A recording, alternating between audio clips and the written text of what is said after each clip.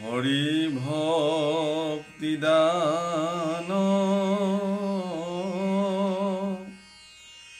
দিয়া জগতক তাৰিলা সংসাৰ সিন্ধু হেনয় কৃপালু শংকৰ বিনাই নাহি নাহি আন বন্ধু ৰাম নাহি নাহি আন বন্ধু।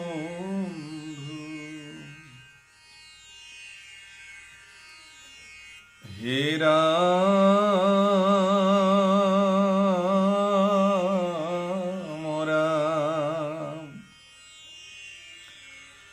মাধৱে বুলন্ত সখী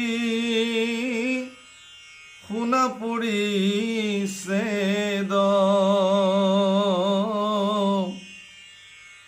পঢ়ে যে বেশাস্ত্ৰ সবে জানে চাৰি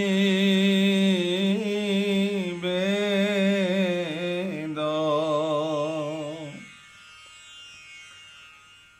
ৰাম কৰিবে নপাৰে মুত তথাপি ভকতি নলয়নৰে যাৱে সন্তৰ সংগতি।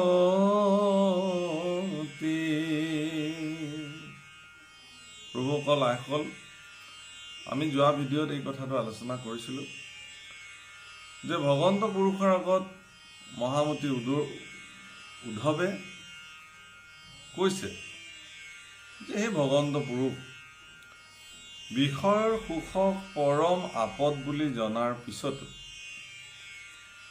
মানুহে এই বিষয়ৰ সুখৰ পৰা কিয় নিজক পৰিত্ৰাণ কৰাব নোৱাৰে? এনে কি কাৰণত মানুহে বিষয় সুখক সৰ্বদা বিষয় সুখৰ পিছে পিছে মানুহে দৌৰি ফুৰে? ঈশ্বৰ সম্বন্ধীয় ভক্তি সম্বন্ধীয় পৰমানন্দিক সুখৰ প্ৰতি মানুহ কিয় আসক্ত নহয়? তেওঁ কিছুমান উদাহৰণ দিছে, সেই সম্পৰ্কে আমি যোৱা ভিডিঅ'ত পাতিছোঁ। এতিয়া তেওঁৰ এই কথাটো শুনাৰ পিছত ঈশ্বৰ পুৰুষে উদ্ধৱক তেওঁৰ সমিধান দিবলৈ গৈ কৈছে যে হে উদ্ধৱ, ব্যক্তি এগৰাকীয়ে 4 বেদ 14 শাস্ত্ৰ যিমানেই নপঢ়ক কিয়, যিমানেই তেওঁ পণ্ডিত নহওক লাগিলে, যদি যেতিয়ালৈকে তেওঁ সন্তৰ সংগ গ্ৰহণ নকৰে তেতিয়ালৈকে তেওঁ মোক ভক্তি কৰিব নোৱাৰে। তাৰমানে এই কথাৰ পৰা এটা কথা নিৰ্ণিত হ'ল যে ভগৱন্তক বুজিবৰ কাৰণে আপুনি পণ্ডিত হোৱাৰ কোনো প্ৰয়োজন নাই। মানে শাস্ত্ৰ বহুত জানিলে বুলিয়ে, 4 বেদ 14 শাস্ত্ৰ 18ৰ পৰা জানিলে বুলিয়ে যে তেওঁ ভক্তি কৰিব পাৰিব এনেকুৱা কোনো কথা নাই।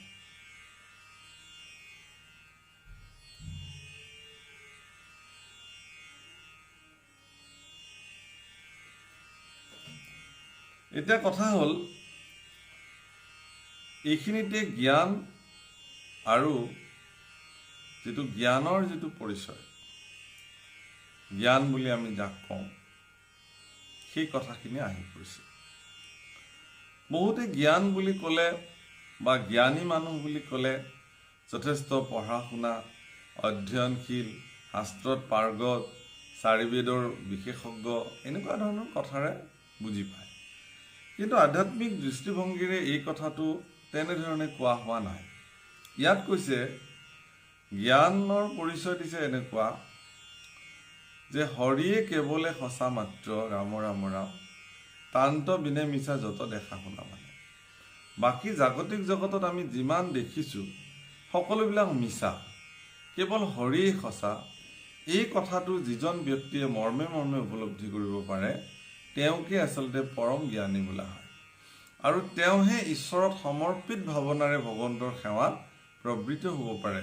সেইকাৰণে ইয়াত কৈছে যে আৰু ভগৱন্ত পুৰুষে ইয়াত স্পষ্ট কৰিছে যে যেতিয়ালৈকে সন্তৰ সংগ গ্ৰহণ নকৰে তেতিয়ালৈকে তেওঁ 4 বেদ 14 শাস্ত্ৰ যিমান জানিলেও তেওঁ মুঠ সমৰ্পিত ভকতি কৰিব নোৱাৰে বা সপ্ৰেম ভকতিত তেওঁ বিলীন হ'ব নোৱাৰে। সেইকাৰণে শাস্ত্ৰত নামঘোষাটো মহাপুৰুষ মাধৱদেৱে অনেকবাৰ উল্লেখ কৰিছে যে সাধু সংগ অনুসৰা, শ্ৰৱণ কীৰ্তন কৰা, পৰিহৰা পাখণ্ড আচাৰ। গতিকে সাধু সংগ বা সন্তৰ সংগ জগতৰ অত্যন্ত মূল্যৱান বস্তু। গতিকে আমি যেতিয়ালৈকে সৎসংগ গ্ৰহণ নকৰোঁ, সাধু সংগ গ্ৰহণ নকৰোঁ, তেতিয়ালৈকে আমাৰ জীৱনৰ একো উন্নতি নঘটে। সেইকাৰণে নামঘোষাত মহাপুৰুষ মাধৱদেৱে খুব ধুনীয়াকৈ কৈছে যে কৰ্ণপথে ভকতৰ হিয়াত প্ৰৱেশী হৰি দুৰ্বাসনা হৰে সমস্ত, জলৰ যতে কমল যেহেন শৰত কালে স্বভাৱতে ভয় নিৰ্মল। কৰ্ণপথে ভকতৰ হিয়াত ঈশ্বৰ প্ৰৱেশ কৰিবৰ কাৰণে, ঈশ্বৰৰ গুণ প্ৰৱেশ কৰিবৰ কাৰণে তেওঁ সন্তৰ সংগ গ্ৰহণ কৰিবই লাগিব। সাধু সংগত গ'লেহে তেওঁ কৃষ্ণ কথা শুনিবলৈ সক্ষম হ'ব। গতিকে ভগৱন্ত পুৰুষেও আজি এই কথাটো নিৰ্ণয় কৰি কৈছে যে যেতিয়ালৈকে মানুহে সৎসংগ গ্ৰহণ নকৰে তেতিয়ালৈকে তেওঁ কেতিয়াও কৃষ্ণ কথাত বা ভক্তিপন্থত তেওঁ প্ৰবৃত্ত হ'ব নোৱাৰে। কৰ্ণত কহন্ত কথা কৃষ্ণে গোপ কৰি, অনাহিকেও পাই সখী সুসংগ কখৰি, আৰ আমাক নপাৱে পুনু জ্ঞানী কৰ্মী লোক, সাধু সংগে অৱশ্যকে বৈশ্য কৰে মোক। হে উদ্ধৱ, মোক মানুহে কেৱল সাধু সংগৰ মাধ্যমেৰে মোক বৈশ্য কৰিব পাৰিব। অৰ্থাৎ এই কথা ভগৱন্ত পুৰুষৰ শ্ৰীমুখে উদ্ধৱৰ আগত অত্যন্ত গোপনভাৱে কাণে কাণে কোৱাৰ নিচিনাকৈ ক'লে যে তোমাক মই আজি এটা গোপন ৰহস্যৰ কথা কওঁ, তুমি মোৰ যিহেতু পৰম বান্ধৱ, যে নাহিকে উপায় সখী সুসংগ কখৰি। এইটো বহুত ডাঙৰ সিদ্ধান্ত। ভাগৱতত এইটো কথা একাদশ স্কন্ধত অত্যন্ত এটা গুৰুত্বপূৰ্ণ এটা সিদ্ধান্ত মহাপুৰুষে কৌশল কৰি দি থৈ গৈছে। সাধু সংগ অনুসৰা, শ্ৰৱণ কীৰ্তন কৰা, পৰিহৰা পাখণ্ড আচাৰ। পাখণ্ড আচাৰ এৰি পেলাই সাধু সংগত যেতিয়া ব্যক্তি এগৰাকীয়ে যাব তেতিয়াহে তেওঁ ভগৱন্ত পুৰুষক পাব। কাৰণ নপাৱে আমাক পুনু জ্ঞানী কৰ্মী লোক, সাধু সংগে অৱশ্যকে বৈশ্য কৰে মোক। ঈশ্বৰে নিজে মুখে ক'লে সাধু সংগৰ দ্বাৰাহে মই বৈশ্য হওঁ আৰু সাধু সংগৰ দ্বাৰাহে মোক প্ৰাপ্ত হ'ব পাৰে। আৰ নপাৱে মোহু কলাগ যুগ জাগ দানে, মহামন্ত্ৰ জাপ্য কোটি শততীৰ্থ স্নানে, আৰ নপাৱে আমাক একাদশী উপবাসে, নকৰয় বৈশ্য মোক পৰম সন্যাসে, আৰ আন কৰ্ম কৰি আমি চাত মৰয় লোকে, ভকতৰ সংগত সাম্যক পাৱে মোক। কহিলো মহাগুপ্য কথা ক উদ্ধৱ, যিহেতু ভকত তুমি পৰম বান্ধৱ। হে উদ্ধৱ, মোক কোনো ধৰণৰ মহামন্ত্ৰ জাপ্য কৌটি শততীৰ্থ স্নান, যাগ যজ্ঞ, একাদশী ব্ৰত, পৰম সন্ন্যাস এইবিলাকৰ দ্বাৰা মোক নাপায়। মোক কেৱল ভকতৰ সংগতহে সাম্যক, সাম্যক শব্দৰ অৰ্থ উত্তম, ভাল ভাৱে। মোক ভাল ধৰণে যদি কোনোবাই পাব বিচাৰে, সাম্যক ভাৱেই না সাম্যক ৰূপেই না, মোক যদি বিচাৰে তেতিয়াহ'লে তেওঁলোকে মোক কেৱল ভকতৰ সংগতে বিচাৰি পাব। এই পৰম গোপনীয় কথাখিনি মই তোমাৰ আগত ক'লোঁ।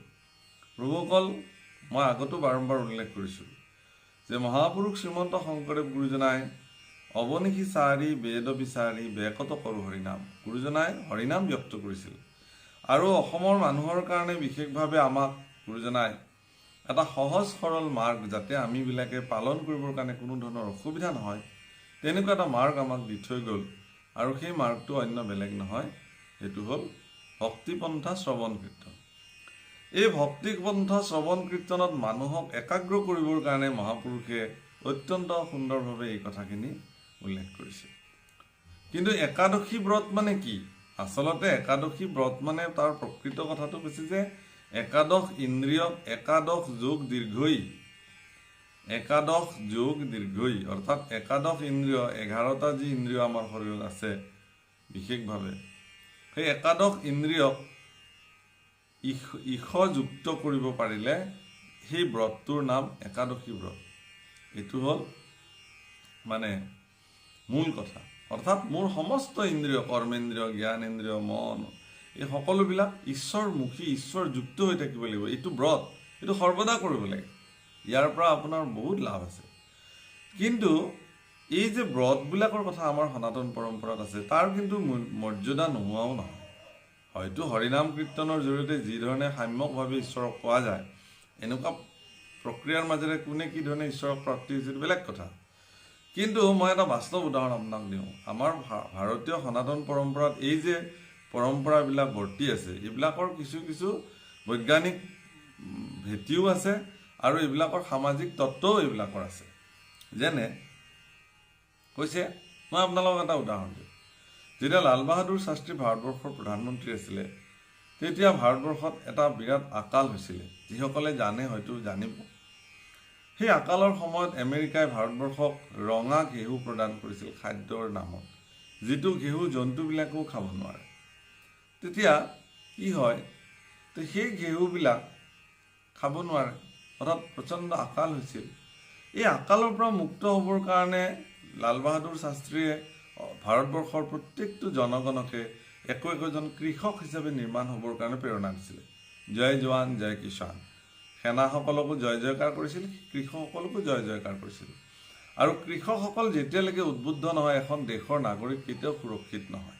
কৃষি কাৰ্য এয়া ভাৰতবৰ্ষৰ প্ৰাচীনতম পৰম্পৰা। ৰজাসকলেও হাল বোৱাৰ পৰম্পৰা ভাৰতবৰ্ষত আছে। ৰজা জনক ৰজা হোৱাৰ পিছতো তেওঁ নিজ হাতে নাঙলেৰে হাল বাই তেওঁ কি কৰিছিলে, এই খেতি কৰিছিলে। কৃষ্ণ পুৰুষৰ জ্যেষ্ঠ ভাতৃ বলোৰাম, তেওঁৰ হাতত অস্ত্ৰ হিচাপে আছিল নাঙল, অৰ্থাৎ নাঙল হ'ল কৃষি কাৰ্যৰ প্ৰধান অস্ত্ৰ। গতিকে কৃষ্ণৰ অন্যতম জ্যেষ্ঠ ভাতৃ বা কৃষ্ণৰ অন্যতম সহযোগীজনো ভগৱান কৃষ্ণৰ লগত সহযোদ্ধা হিচাপে থাকিবৰ কাৰণে তেওঁ কিন্তু হাতত নাঙল অস্ত্ৰহে ব্যৱহাৰ কৰিছিল। গতিকে কৃষি কাৰ্যৰ লগত আমাৰ ভাৰতীয় সমাজ, সংস্কৃতি, ধৰ্ম, ঐতিহ্য, পৰম্পৰা, আচাৰ ব্যৱহাৰ, ৰীতি নীতি সকলো কৃষি কাৰ্যৰ লগত জড়িত হৈ আছে। মূল কথাটো হৈছে কি, কৃষকসকলৰ এই শ্ৰমৰ প্ৰতি মূল্য দিবৰ কাৰণে আমি ভাৰতীয় মানুহবিলাকে আমি তাক মৰ্যাদা দিবৰ কাৰণে কিছু সংযমী ব্যৱস্থা আমি গ্ৰহণ কৰিব লাগে। মই এটা গুৰুত্বপূৰ্ণ কথা আপোনালোকক আজি ইয়াৰ মাজেৰে ক'ব খুজিছোঁ যে এমুঠি অন্ন আমাৰ সন্মুখত যেতিয়া পৰে, সেই অন্নমুঠি আমি যেতিয়া নিৰ্মাণ কৰি লওঁ, আমিবিলাকে কেতিয়াও নাভাবোঁ যে এই মুঠি অন্ন নিৰ্মাণ কৰোঁতে এগৰাকী কৃষকৰ কিমান কষ্ট আৰু শ্ৰম হয়। গতিকে সেই শ্ৰমিক কৃষকসকলৰ তেওঁলোকৰ হাড় ভঙা পৰিশ্ৰমৰ প্ৰতি সন্মান জনাই আমাৰ ভাৰতীয় পৰম্পৰাত খুব ধুনীয়াকৈ এটা কথা কৈছে, অন্নং ন নিন্দাত অন্নং বহু কুৰ্বিত তদব্ৰতম। অন্নক কেতিয়াও নিন্দা কৰিব নালাগে, অন্নক বৃদ্ধি কৰাৰ ব্ৰতত আমি ব্ৰতী হ'ব লাগে। কথাখিনি মই এইকাৰণে আনিছোঁ, সেই সময়ত প্ৰধানমন্ত্ৰী লাল বাহাদুৰ শাস্ত্ৰীয়ে সমগ্ৰ ভাৰতবৰ্ষৰ কাৰণে এটা উপদেশ দিছিলে বা পৰামৰ্শ দিছিলে, আহ্বান জনাইছিলে, সপ্তাহত এদিনকৈ উপবাস ল'বৰ কাৰণে, সম্পূৰ্ণ উপবাস। আজিৰ তাৰিখত ভাৰতবৰ্ষত 100 কোটি 30 লাখ মানুহ আছে। 100 কোটি 30 লাখ মানুহে যদি আজিৰ তাৰিখৰ পৰা সপ্তাহত এদিনকৈ সকলোৱে উপবাস ল'বলৈ আৰম্ভ কৰে, তেতিয়াহ'লে ভাৰতবৰ্ষত কিমান অন্ন ৰাহি হৈ যাব এবাৰ ভাবকচোন। গতিকে ভাৰতবৰ্ষৰ পৰম্পৰাত কিছুমান বস্তু আছে, বহুত প্ৰাচীন আছে, প্ৰাচীন কালৰ পৰা আছে। যেনে কি সপ্তাহত যিকোনো এটা বাৰত বহুত মানুহে উপবাস ৰাখে। তাৰপিছত যদি সপ্তাহৰ যিকোনো এটা বাৰত তেওঁ উপবাস ৰাখে। সোমবাৰ পালে, মঙলবাৰ পালে, বৃহস্পতিবাৰ পালে, শনিবাৰ পালে, দেওবাৰ পালে, বুধবাৰ পালে, পালিব পাৰে। সেইটো সপ্তাহত এদিন তেওঁ এটা বাৰ ব্ৰত ৰখা মানে, একো নোখোৱা মানে সপ্তাহত এদিন তেওঁ নাখায়। মাহটোত তেওঁ 4 দিন বা 5 দিন নোখোৱাকৈ থাকে। এনেকৈ ভাৰতবৰ্ষত মাহটোত 4 দিন নোখোৱা যিমান লাখ মানুহ আছে, সিমান লাখ মানুহৰ কাৰণে প্ৰতি সপ্তাহত এটা বৃহৎ পৰিমাণৰ অন্ন মজুত হৈ যায়। ঠিক তেনেকৈ কিছুমানে আকৌ কি কৰে, সপ্তাহত ৰাখিব নোৱাৰে, তেওঁ 15 দিনত ৰাখিব খোজে, তেতিয়াহ'লে তেওঁ একাদশী ব্ৰত পালন কৰিব।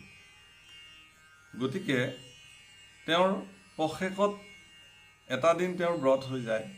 সেনেকৈ যিমান লক্ষ কোটি মানুহে পষেকত এদিন অন্ন মানে ব্ৰত ল'ব, সিমানখিনি অন্ন জগতত মজুদ হৈ যায়, মানে বিস্তৃতি হয় বা বাঢ়ে, বৃদ্ধি হয়। যিবিলাকে তেনেকৈ পূৰ্ণিমাত লয়, কিবাহত লয়, এনেকৈ তেওঁলোকে কৰে। কিছুমানে মাহত এটা লয়, পূৰ্ণিমাত লয় বা অমাৱস্যাত লয়, তেতিয়াহ'লে এমাহত হৈ যায়। এই ধৰণে ব্ৰত ৰখাৰ ফলত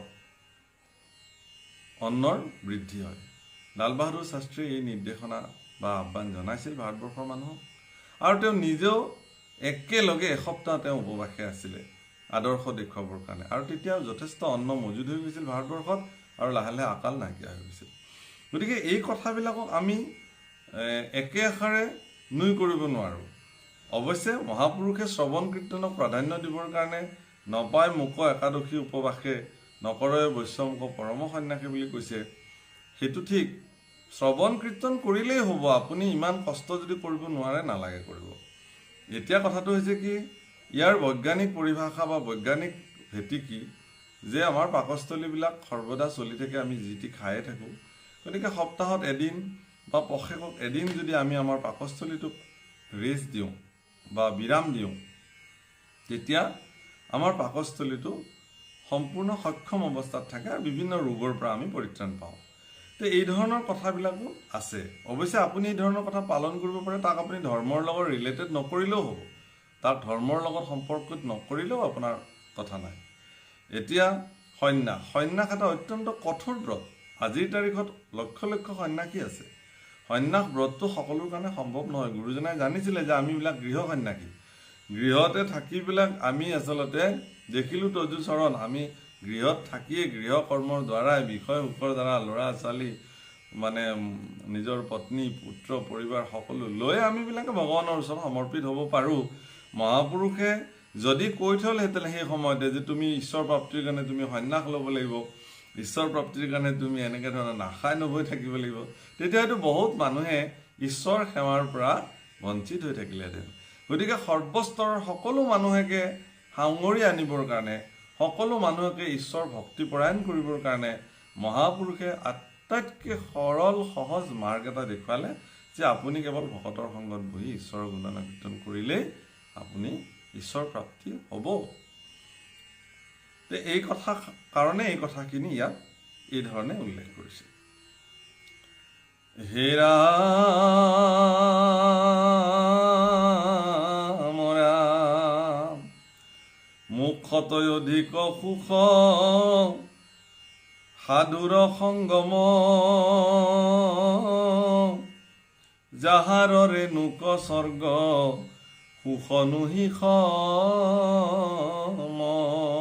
ভকতৰ সংগ ইমান মধুৰ যে ই মুখতকৈও বেছি উত্তম, মুখৰ সুখতকৈও ই মানে অধিক সুখময় ভকতৰ সংগ। আৰু হয়ো, আপুনি ভকতৰ সংগত যেতিয়া বহি থাকিব, তেতিয়া আপোনাৰ বিষয় বাসনা সুখে বা আমাৰ জীৱনত যিবিলাক আমাৰ কি আছে যন্ত্ৰণা আছে, সেই যন্ত্ৰণাবিলাকে আমাক পীড়া কৰিব নোৱাৰে। সেইকাৰণে ঈশ্বৰ পুৰুষে সেই কথাটো বৰ্ণনা কৰিছে যে আপুনি মোক্ষ লাগে, মোক মুক্তি লাগে, এনেকুৱা হাবাথুৰি খাই দৰকাৰ নাই। ভকতৰ সংগতে তাতকৈও অধিক সুখ পাবৰ কাৰণে আপুনি যত্ন কৰক, আৰু সেয়া আপোনাৰ প্ৰাপ্ত হ'ব।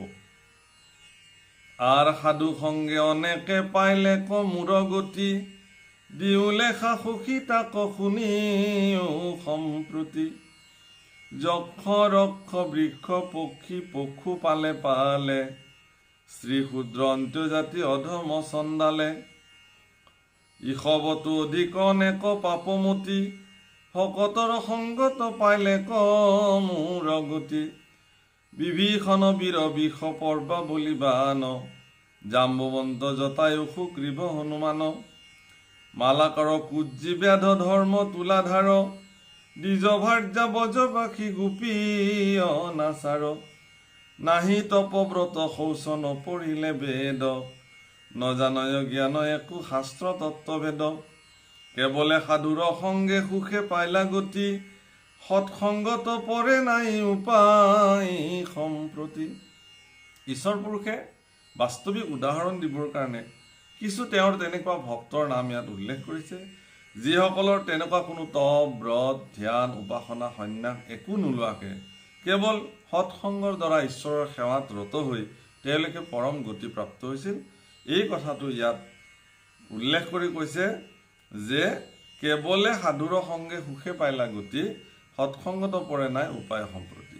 তেওঁ তাৰ অনেক কৈছে যে যক্ষ ৰক্ষ স্ত্ৰী বৃক্ষ পশু পক্ষী, আকৌ কৈছে বিভীষণ বৃষপৰ্বা বলি বান জাম্বৱন্ত জটায়ু সুগ্ৰীৱ হনুমান মালাকাৰ কুজি ব্যাধ ধৰ্ম তুলাধাৰ দ্বিজ ভাৰ্যা ব্ৰজবাসী গোপীসকল প্ৰত্যেকেই কেৱল ভকতৰ সৎসংগত থাকিয়ে তেওঁলোকে ভগৱন্তক প্ৰাপ্ত হৈছিল। এই উদাহৰণ ঈশ্বৰ পুৰুষে দিছে আৰু এইবুলিও ঈশ্বৰ পুৰুষে ক'লে যে ভকতৰ সংগ সমান আৰু অন্য উপায় নাই। মানে ভকতৰ সংগ প্ৰাপ্ত হোৱাটো পৃথিৱীত বহুত ডাঙৰ কথা। অৱশ্যে এই ক্ষেত্ৰত এই কথা আমি ক'ব লাগিব যে ভকত বুলি ক'লেই কোনসকলক আমি ভকত বুলি ভাবিম বা জানিম সেইটোহে আটাইতকৈ ডাঙৰ কথা। কিন্তু এইটো ঠিক যে আপুনি ভকতৰ নিৰ্ণয় কৰিবও নোৱাৰে, ভকতৰ নিৰ্ণয় ভগৱন্ত পুৰুষে কৰিব। যিহেতু ভগৱন্ত পুৰুষে ভকতৰ নিৰ্ণয় কৰে, গতিকে আমাৰ নিচিনা ক্ষুদ্ৰ মস্তিষ্কৰ ব্যক্তিসকলে আমি ভকতৰ নিৰ্ণয় কৰিব নোৱাৰোঁ। এতেকে আমি সকলোকে ঈশ্বৰৰ ভকত হিচাপে আমি গণ্য কৰোঁ।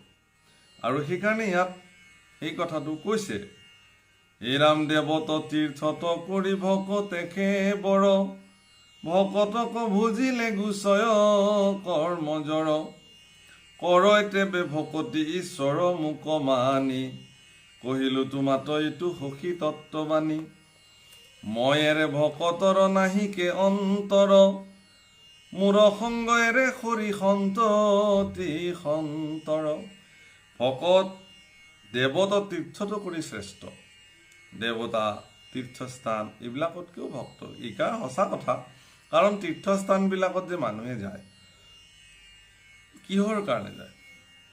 এখন তীৰ্থস্থানলৈ মানুহ হাবিয়াস কেতিয়া হয়? সেই তীৰ্থস্থানত যেতিয়া ভকত যায়, ভকত গ'লে তীৰ্থস্থান উজ্জ্বলি থাকে। যদি ভকতেই নাযায় তেতিয়াহ'লে সেই স্থান তেতিয়াও তীৰ্থস্থান হৈ নাথাকে। গতিকে তীৰ্থস্থান হওক ক্ষেত্ৰস্থান হওক তাত অজস্ৰ ভকতৰ সংগম হয় কাৰণে তাত মানুহে যায়। গতিকে ভকতেই যেনেধৰণে তীৰ্থস্থানকো মৰ্যাদা দি ৰাখে, ভকতেই ভগৱানকো সমাজত মৰ্যাদাশালী কৰি ৰাখিব পৰা শক্তি ভকতৰ আছে। সেইকাৰণে ভকতকো ভজিলে গুচয় কৰ্মজৰ, দেৱত তীৰ্থত কৰি ভকতে সেৱৰ, ভকতক ভজিলে গুচয় কৰ্মজৰ, ভকতক ভজনা কৰিলে আমাৰ কৰ্মজৰ গুচি যায়। কৰয় তেবে ভকতি ঈশ্বৰ মোক মানি কহিলো তোমাতো এইটো সখী তত্ত্ববাণী। যদি ভকতকে ঈশ্বৰ বুলি মানি কোনোবাই সেৱা কৰিব পাৰিলে তেতিয়াহ'লে ই পৰম সৎ উপায় তেওঁ অৱলম্বন কৰিলে। কাৰণ ভকতৰ সংগ এৰা মানে মোৰ সংগকে এৰা বুলি কৈছে। আৰু বহু শ্লোকত কৈছে ভকত ভগৱন্ত যাৰ নাই আদি অন্ত বিষ্ণু বৈষ্ণৱৰ কিঞ্চিতোকো নাহি ভেদ দুইৰো কথা কৰে পাতকৰ কণ্ঠছেদ, এনেকুৱা শ্লোকো ভাগৱতত আছে। আৰু এতেকে লৈও ক সাধু সংগ সৰ্বক্ষণ শুনিও ক সুখীয়াও এ সাধুৰ লক্ষণ। অৱশ্যে ঈশ্বৰ পুৰুষে কোনসকল ভকত কোনসকল সাধু তাৰ কিন্তু এটা নিৰ্ণায়ক কথা ইয়াত কৈ থৈ দিছে।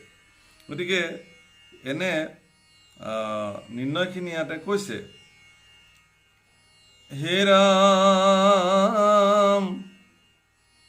আৰ ভকতিকে সমস্তে পুণ্যৰ হুয়ে পাত্ৰ জানি নিজ ধৰ্ম তেজি মুখ ভজয় মাত্ৰ সুদৃঢ় বিশ্বাসে মূৰ কৰিলে কবৈশ্য সেহি মহাসাধু সখী কহিলো ৰহস্য আন দেৱ নৰাধে নসাধে স্বৰ্গ কাম নেৰয় সুখে দুখে মুখে মূৰ গুণ নাম মূৰ মূৰ্তি মনে নিতে হৃদয়ত ধৰৈ জানাই সি মহাসাধু সখী সুখে তৰৈ সেইবিলাক ভকত এতিয়া আপোনালোকে এই কথাখিনি এইকাৰণে কৈছে যে এই কথাখিনিৰ দ্বাৰা আপুনি কাৰোবাৰ তাতে মিলাব নাযাব কিন্তু এইটো বহুত মহা ভুল হ'ব যে চাওঁ ৰ'ব মোৰ ঘৰলৈ এজন ভকত আহিছে একাদশ স্কন্ধতটো এইখিনি কথা কৈছে ঈশ্বৰে এই গুণেৰে এখেত সুমন্দিত হয়নে নহয় মই মিলাই চাওঁ ৰ কি বুলি যে সকলো বাদ দি তেওঁ কৃষ্ণক কেৱল ভজিছেনে নাই সুদৃঢ়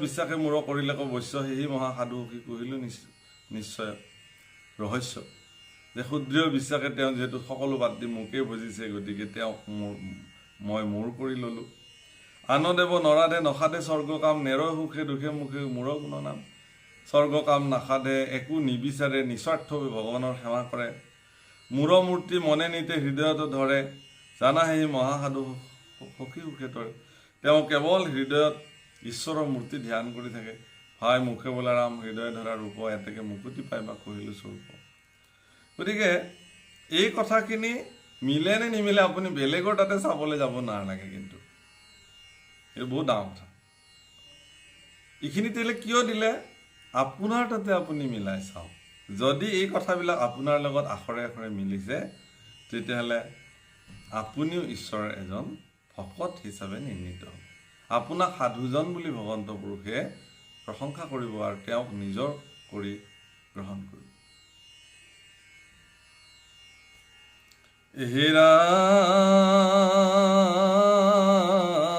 ৰাম জগতৰে ধৰ্ম কৰ্ম জানা নিষ্ঠ কৰি ভকতৰ সংগৰ ৰেণুকনো হে খৰি আপুনি দেখিলা গোকুলত মহামতী বেবিচাৰী দুষ্টা যত গোপৰ যুৱতী কামভাৱে কেৱলে ভজিলে মাত্ৰ মুক এতেকে পৰম সুখে পাইলা স্বৰ্গ লোক গোপীসকলৰ উদাহৰণ দিছে এওঁলোকে একো নাজানে কামনাৰে মোক বুজিছিলে মোক স্বামী হিচাপে পাবৰ কাৰণে এওঁলোকেওতো গতিপ্ৰাপ্ত হ'ল আননে দেখিলো ব্ৰজ যুৱতীৰ সৰি ৰৈলো বন্দী উদ্ধৱ গোপীৰ প্ৰেম জৰি গতিকে মই তেওঁলোকৰ তাতে বেলেগ একো নিবিচাৰিলোঁ মোক পাব বিচাৰিলে কাৰণে সেইটোতে মই তেওঁলোকৰ প্ৰতি সন্তুষ্টি হ'লোঁ আৰু তেওঁলোকৰ প্ৰেমৰ জৰিডালত চিৰদিনলৈ মই বান্ধ খাই থাকিলোঁ হে ৰাম থাকো সৰ্বদা সখী তাসম্বাৰ পাশে যেহি বোলে সেহি কৰোঁ যেন নিজ দাসে এতেকে উদ্ধৱ তুমি তেজা বেদ পন্থ জীৱা জানা শুনা সবেৰায়ন গ্ৰন্থ গতিকে তেওঁলোকে যি কয় মই তাকে কৰি থাকোঁ ঈশ্বৰ পুৰুষে নাৰদৰ আগতো কৈছে নহম তিষ্ঠামি বৈকুণ্ঠে যোগিনাং হৃদয় নচ মদভক্ত যত্ৰ গায়ন্তী তত্ৰ তিষ্ঠামি নাৰদম নাৰদত বিষ্ণু আসন্ত কৈ বৈকুণ্ঠতো মই নাথাকো ৰৈ যোগীৰ হিয়া এৰি সমুদায় থাকো ভকতৰ কীৰ্তন চাই যোগীৰ হীৰ এৰি বৈকুণ্ঠক এৰি ভগৱন্ত পুৰুষে ভকতসকলৰ কীৰ্তন শুনি তাতে তেওঁ থাকে গতিকে গোপীসকলেও ভগৱন্তৰ কীৰ্তন কৰিছিল একান্ত চিত্তে সেই প্ৰেমৰ জৰিত ভগৱন্ত পুৰুষে চিৰদিনৰ কাৰণে বান্ধ খালে গতিকে মই হে উদ্ধৱ তুমিও বেদপন্থ যি জানিছিলা বেদৰ কথা যিবোৰ জানা সেইবোৰ এৰি দিয়া এতিয়া আৰু যদি কিবা গ্ৰন্থও তুমি জানিছিলা তাকো তুমি এৰা তুমি কি কৰিব লাগিব একে মুত মাত্ৰ তুমি লৈক শৰণ নকৰিবা ভয় মই কৰিব ৰক্ষণ তুমি একো ভয় কৰিব নালাগে তোমাক মই ৰক্ষণ কৰিম কাৰণ তুমি সুধিছিলা যে কি কাৰণত বেদক জনাৰ পিছতো মানুহে বিভিন্ন প্ৰকাৰেৰে বিভিন্ন ৰাস্তাৰে তোমাক ভজে যদি তুমি সেয়াই ভাবিছা তেতিয়াহ'লে তুমি সেইবোৰ বেদপন্থৰ কথা পৰিত্যাগ কৰা মই কৈছোঁ তোমাক তুমি সকলো বাদ দি কেৱল সৎসংগত মোৰ শ্ৰৱণ কীৰ্তন কৰিবলৈ আৰম্ভ কৰা তেতিয়া তুমি মোক পাবা